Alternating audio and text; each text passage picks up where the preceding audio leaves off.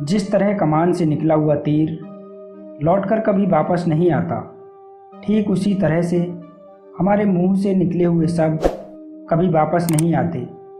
शब्द और भाषा हथियार हैं और कमजोरी भी। सही समय पर सही शब्दों के प्रयोग से इंसान परेशानियों से बच सकता है, लेकिन बिना सोचे समझे बोले गए शब्द इंसान की मुसीबत को बढ़ा देते हैं। आज भी लोग अपनी ज़बान का इस्तेमाल दूसरों को नीचा दिखाने और खुद को बड़ा बताने के लिए करते हैं, लेकिन जो समझदार और सफल इंसान होते हैं वो ये अच्छी तरह से जानते हैं कि उन्हें किस वक्त कितना और क्या बोलना है।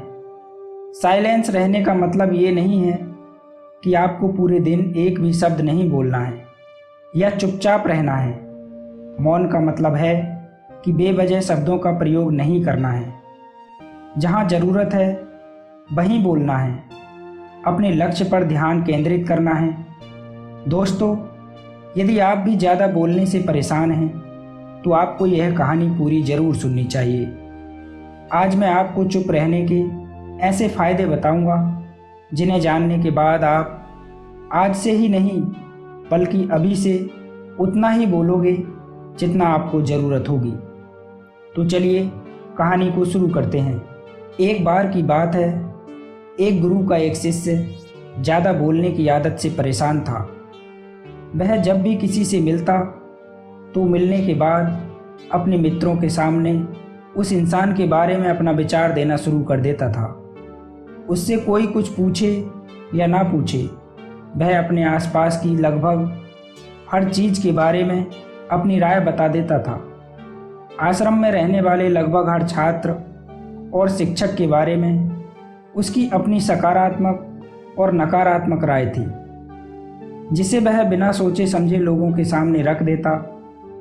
जब भी आश्रम में रहने वाला कोई दूसरा छात्र अपनी समस्या लेकर उसके पास आता तो वह उसको पूरी बात सुना देता और उसे सलाह देना शुरू कर देता।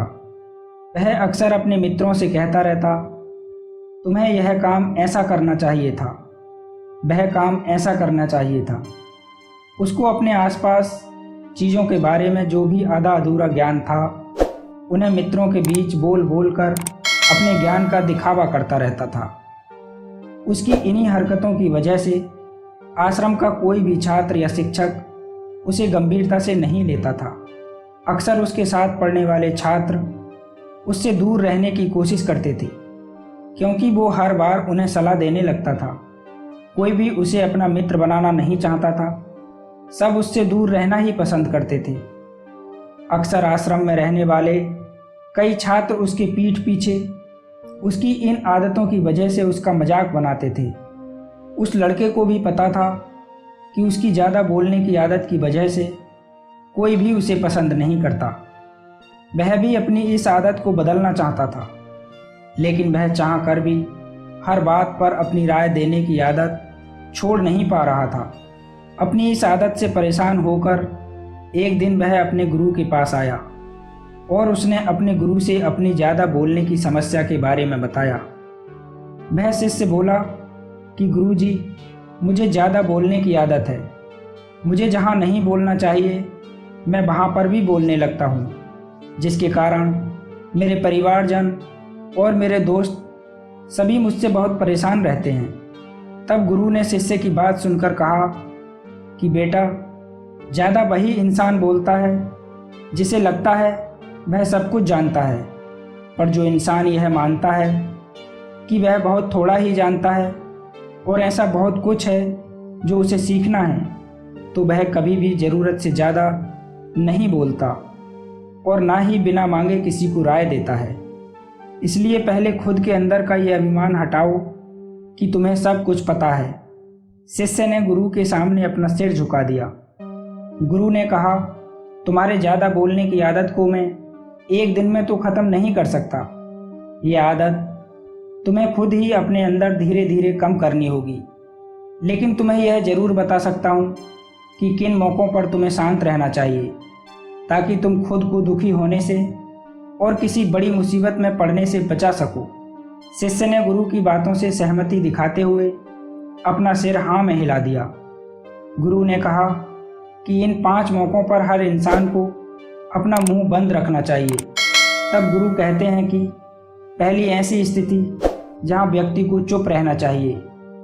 जब तुम्हें लगे कि कोई तुम्हारी भावनाओं को तुम्हारे शब्दों से नहीं समझ सकता, उस समय तुम्हें चुप रहना चाहिए। अक्सर हम लोगों को अपनी दुख परेशानियां बताना शुरू कर देते हैं, जबकि हमारे आसपास रहने वाले ज़्यादातर लोगों को इससे कोई मतलब नहीं कि हमारे जीवन में क्या गुजर रहा है। हर इंसान को केवल खुद से मतलब होता है। वह केवल खुद के बारे में बात करना चाहते हैं। वह केवल खुद की तारीफ सुनना चाहता है। उन्हें हमारे जीवन की परेशानियों से कोई मतलब नहीं और ना ही वह सुनना चाहते हैं। हो सकता है 1 या 2 बार वह तुम्हारी दुख भरी कहानी सुन भी ले, लेकिन उसके बाद तुमसे दूर भागना शुरू कर देंगे, क्योंकि कोई भी किसी दुखी और असहाय इंसान के साथ रहना पसंद नहीं करता। इसलिए कभी भी अपने कुछ करीबी मित्रों और परिवार वालों को छोड़कर किसी ऐसे इंसान को अपनी परेशानी ना बताएं जो तुम्हारी बातों को समझने के बजाय उनका मजाक बनाए या तुम्हारी मजबूरी का फ़ायदा उठाए। दूसरी ऐसी स्थिति जहां व्यक्ति को चुप रहना चाहिए, जब तुम्हें यह ना पता हो कि किसी विशेष मौके पर क्या बोलना है या किसी विशेष घटना के बारे में आधा अधूरा ही ज्ञान हो, तो ऐसे मौक़ों पर तुम्हें चुप ही रहना चाहिए। ऐसा इंसान जो आधा अधूरा ज्ञान होने के बाद भी उस विषय में बात करता है, वह अक्सर ही मजाक का पात्र बनता है और कोई भी ऐसे इंसान को कभी गंभीरता से नहीं लेता। अपनी बात प्रभावशाली तरीके से वही इंसान रख सकता है जिसे उस घटना या उस विषय के बारे में गहराई से जानकारी है। इसलिए कभी भी आधी अधूरी और इधर उधर से मिलने वाली जानकारी के आधार पर लोगों से अपनी बात मनवाने की कोशिश ना करो। हालांकि प्रभावशाली बातचीत करना और एक ऐसा इंसान बनना जिससे हर कोई बात करना चाहे, जिससे हर कोई सुनना चाहे, यह भी एक कला है जिसे हर इंसान सीख सकता है। तुम भी सीख सकते हो। तब गुरु ने कहा, तीसरी ऐसी स्थिति है जहां व्यक्ति को हमेशा चुप रहना चाहिए। जब कोई इंसान तुम्हारे सामने किसी तीसरे इंसान की बुराई कर रहा हो, तब ऐसी परिस्थिति में तुम्हें चुप रहना चाहिए। तुम्हें कभी भी ऐसी नकारात्मक बातचीत का हिस्सा नहीं बनना चाहिए, क्योंकि आज जो इंसान तुम्हारे सामने किसी तीसरे इंसान की बुराई कर रहा हो, वही कल किसी और के सामने तुम्हारी भी बुराई करेगा। और इस बात की ज़्यादा संभावना है कि आज तुमने अगर उसकी हाँ में हाँ मिलाने के लिए तीसरे इंसान की जो बुराई की है, कल रिश्ते ठीक होने पर वो तीसरे इंसान से कहे कि तुमने उसके बारे में क्या क्या कहा था, तब आपकी क्या ही इज्जत रह जाएगी। विचार करो।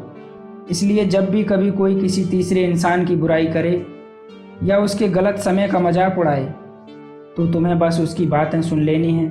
तुम्हें अपनी कोई भी राय वहाँ नहीं रखनी है। चौथी ऐसी स्थिति जहाँ व्यक्ति को हमेशा शांत रहना चाहिए। जब कोई तुम्हारे ऊपर गुस्सा करे और तुम्हें अपमानित करने की कोशिश करे, तब ऐसी परिस्थिति में तुम चुप रहकर सामने वाले के गुस्से को कम कर सकते हो और स्थिति को बिगड़ने से बचा सकते हो, क्योंकि क्रोध एक ऐसी मानसिक स्थिति है जो बुद्धि को हर लेती है। इस स्थिति में मनुष्य सोच विचार कर नहीं बोल पाता, जिस वजह से अभद्र, अपशब्द व कड़वे वचन ही मुंह से निकलते हैं। जब तुम सामने वाले के क्रोध का जवाब क्रोध से ना देकर उस समय चुप रह जाते हो, तब यह बात उस क्रोध करने वाले इंसान के दिल में लगती है और गुस्सा कम होने पर उसे अपनी गलती पर पछतावा होता है। लेकिन तुम्हारा हर परिस्थिति में चुप रहना भी ठीक नहीं है। अगर कोई गलत कर रहा हो तो तुम्हें उसका जवाब भी देना है। हर बार तुम्हारा मौन रहना सामने वाले की गलत हरकतों व उद्दंडताओं को बढ़ावा देने जैसा होगा।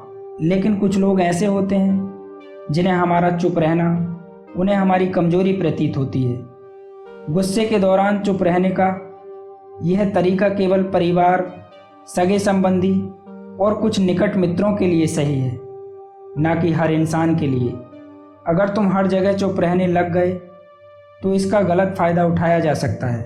और अंत में गुरु उसे 5वीं स्थिति के बारे में बताते हैं कि जब कोई इंसान अपने जीवन की किसी दुख भरी घटना या परेशानियों से गुजर रहा हो तो तुम्हें चुप रहकर सिर्फ उसकी बातों को सुनना है।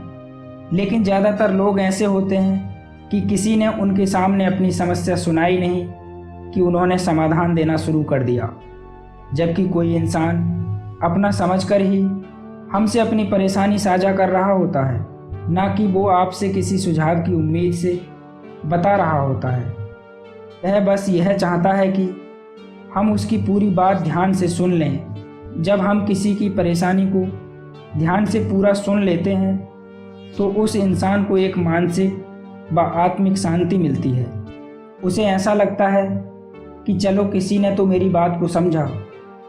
परेशानी के समय में किसी इंसान को सांत्वना देने का सबसे अच्छा तरीका है कि हम बस उस इंसान की पूरी बात को ध्यान से सुन लें।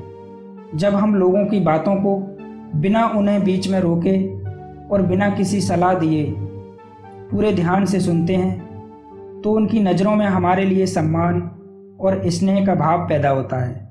इसलिए जब भी कोई अपनी परेशानी आपसे बताए तो बस उसकी बातों को ध्यान से सुन लेना, और जब तक वह तुमसे सलाह ना मांगे तो उन्हें किसी भी प्रकार की सलाह नहीं देनी चाहिए। गुरु ने कहा कि मेरी एक बात को हमेशा याद रखना कि जब भी तुम कम बोलते हो लोग तुम्हारी तरफ ज़्यादा आकर्षित होते हैं, और यदि तुम ज़रूरत से ज़्यादा बात करते हो तो लोग तुम्हें सम्मान की दृष्टि से नहीं देखते हैं। इतना सब बोलने के बाद गुरुजी शांत हो गए और वह शिष्य गुरुजी के चरणों में गिर पड़ा और उसने अपने गुरुजी से कहा कि गुरुजी, अब मैं समझ चुका हूँ कि मुझे किन परिस्थितियों में शांत रहना है। तो दोस्तों, इन सब बातों से आप ये समझ चुके होंगे कि मौन में बहुत ज़्यादा शक्ति है। मौन की शक्ति को कम नहीं समझना चाहिए। मौन आपको बहुत सारी मुसीबतों से बचा सकती है, और अगर आप भी इन बताई गई बातों को अपने जीवन में उतारते हो, जहाँ ज़रूरत हो वहीं बोलते हो, तो निश्चित ही आपको बहुत ज़्यादा फ़ायदा होगा। दोस्तों, यदि आपको हमारी ये कहानी अच्छी लगी हो तो प्लीज़ इसे लाइक करें, शेयर करें, और यदि आपने हमारे चैनल को अभी तक सब्सक्राइब नहीं किया है तो प्लीज़ हमारे चैनल को सब्सक्राइब भी कर लें। धन्यवाद।